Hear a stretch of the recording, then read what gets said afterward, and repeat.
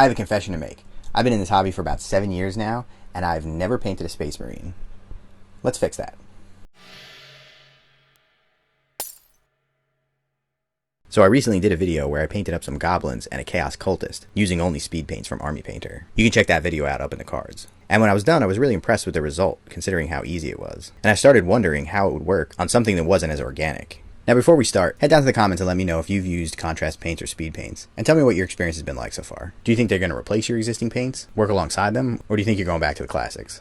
So I looked around in my pile of shame, and I found this Space Marine. Now I don't even remember where I got this thing, but it's actually one of the ones from those blind buy sets, the Space Marines Heroes. But anyway, it seemed pretty cool, so I figured I'd hop in and give it a shot. I never really collected these guys, but Terminators are cool, so I figured he'd make a good test subject for this paint scheme. So I started by priming the whole thing white, which is a really important step when you're using speed paints or contrast. A white or light gray primer is pretty fundamental to how the speed paints or contrast paints work. And I've already found out the hard way that it's super important that you get a nice even coat around the whole model. Any areas that are left unprimed are not going to look as good when you put the paint over them. So make sure you get up under the model, and if it's a big model, maybe even consider priming it in sub-assemblies. I know that sounds like a pain, but it'll be worth it. And when I was ready to go, I started slapping on some of the color Blood Red. This stuff's cool because you just want to slather it on in one thick coat, so it's really easy to manage.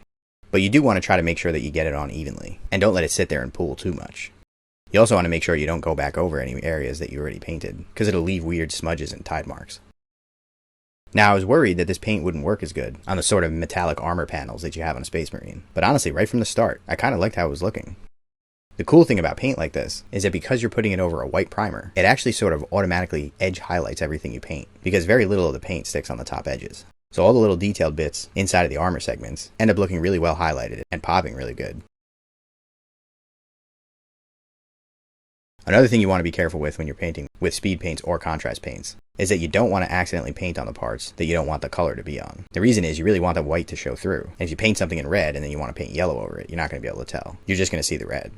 Now here I definitely painted some of the red into some of the parts where the black undersuit is showing through. But because black is a much darker color, I think that'll probably be fine. I also skipped painting his pauldrons, because I was worried that a big smooth surface like that wasn't going to work really well with the speed paints. And we're soon going to see that my intuition was correct there. Now this was definitely the most time-consuming step in painting this model, because it's mostly red. But since I was focusing on speed here, I definitely rushed through some of this. I was being a little sloppy with my paint, and honestly I think it would be a good idea to be a little more careful, especially on a flat area like this. It's worth it to go in and make sure you have an even coat, so you don't get this kind of blotchy finish. But on the more detailed areas, you can really just wing it and slap the paint down in there, since you won't get as much of this kind of pooling effect. Just make sure you're careful about getting paint in areas you don't want it. But eventually I finished painting up all the red parts, and then we can move on to some of the metallics.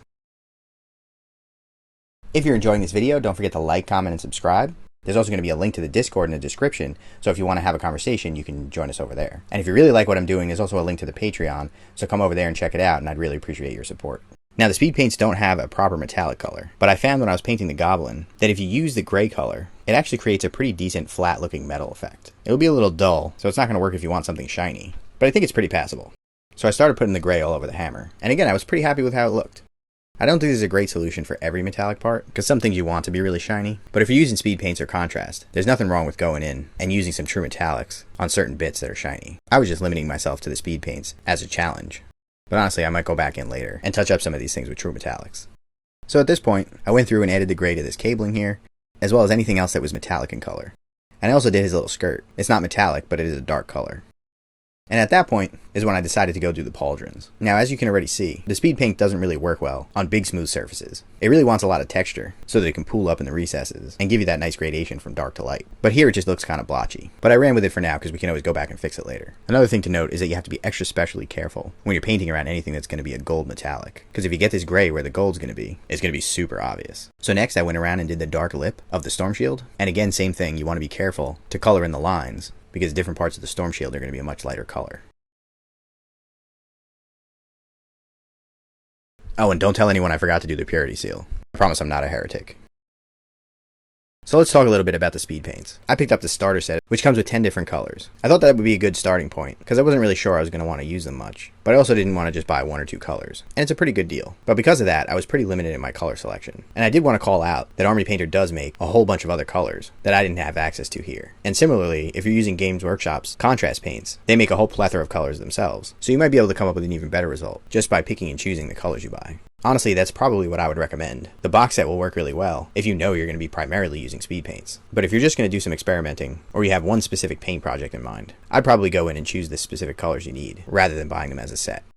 Now at this point you might be looking at the model and thinking, you could probably do a better job with normal paints. And that's definitely true. I think anybody with any kind of painting experience can probably get a better result with a traditional painting method. But I want to point out that so far, I'm about 10 minutes into painting this guy, and it's taken very little effort to get him here. I'm basically just making sure not to be too sloppy with the paintbrush. And that's where the strength of contrast or speed paints really comes in. You can get a whole lot done and make it look pretty decent in a very short period of time. Now speaking of weaknesses of the paints, the set I have doesn't really come with a color that works well for a lighter metallic. So what I've been doing is just watering down the gray and trying to use that instead. But I don't think it really works out that well. The paint doesn't really seem to have the same effect when you water it down. It doesn't look terrible, but I definitely avoid mixing in too much water if you can help it. This is another case where using regular paints might have been a better option. But the point here was to go fast, and this was definitely fast. Next up, I decided to go in and tackle the gold trim. Now I've been using Zealot Yellow to try to imitate metallic gold. And in my last video I said that I didn't really like how this came out. But honestly, the more I look at it, the more I think it actually looks pretty good. I find metallic gold to be notoriously difficult to paint. It's like all the challenges of painting yellow combined with all the challenges of painting metallic. And honestly, slapping some of this Zealot Yellow down over some white is infinitely easier, and I think it actually looks pretty good. And I think it might actually be better than the result I usually get using metallic gold. I'll have to play with it a little more. Tell me what you guys think. I think the biggest problem is that similar to the gray, it doesn't look super metallic. It's not shiny at all, but you do get some good contrast, and the yellow color really pops a lot, so I think it's a good middle ground. You'll also notice here, anywhere where I overpainted with the red or gray, you're really going to see through under the yellow. Oh well, I guess next time I gotta be even more careful.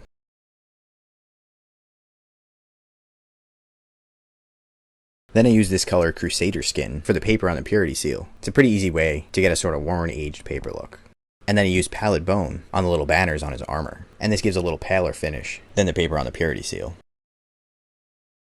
After that, I mix some green and blue to get a sort of aqua-y color to use on the handle of the Thunder Hammer. One of the really nice things about the speed paints is that they do mix very well, and I haven't had any problems when mixing, like I did when I tried watering them down. This model came with a scenic base, so as my last step, I just went in and put some paint down on that. I used the same gray for the metallic parts. And then for the terrain, I just used a brown color and mixed in some other colors to make it darker or lighter for the different ground textures. I actually think the speed paints work pretty good for bases and can be a pretty easy way to paint sand or dirt, although you might use a lot more of the paint than you'd like to. I might have to experiment with that a little bit, and maybe I'll do a video on it. One of the best things about speed paint and contrast is that once you understand how they work and you're comfortable and have the brush control down, it really is a very relaxing and kind of mindless painting process. You don't really have to think about it a whole lot because you're basically just doing base coats. This is a great way to paint if you like to watch a video or listen to a podcast in the background. And if you tend to get anxious about painting and worry about planning out your process and how it's going to look, I think these paints are pretty good for taking some of that pressure off, especially if you need to assembly line a whole bunch of models. I had seen some really cool art of a Blood Angel's Terminator with green eye lenses, so I went in and painted the eyes green, and then did the lenses on his shoulder in blue. These would have looked a lot better if I hadn't already accidentally hit them with red or gray, but I think it's okay for now. And then the final and maybe most important step is to paint the rim of the base black so that it looks nice and finished. Looking at the model all done, it's obvious there's definitely room for improvement here. As I said in the video, the speed paints are not really great for metallics, and the pauldrons didn't really come out very well. But overall, I'm pretty happy with it. This whole process took me about a half an hour, and while I could have gotten a better result by using normal paints, this is certainly up to a tabletop standard. And if you have to paint whole units of guys and need to get them done quick, or don't really enjoy painting, speed paints or contrast paints really are the way to go. I think the colors on these paints really pop well, especially the red and yellow, and I also really like the blue color, though we didn't get to see much of that here. And the other thing I'll add is that when you're not specifically limiting yourself to speed paints, it'd be pretty easy to go in and use metallics or normal colors for the areas that the speed paints don't work well in. I think using speed paint or contrast for new painters, or people who don't really like painting, is a great idea. But for the rest of us, you shouldn't look at them as a replacement for your old paints, but more like a complement that you can use in conjunction with your existing paints and your other painting techniques.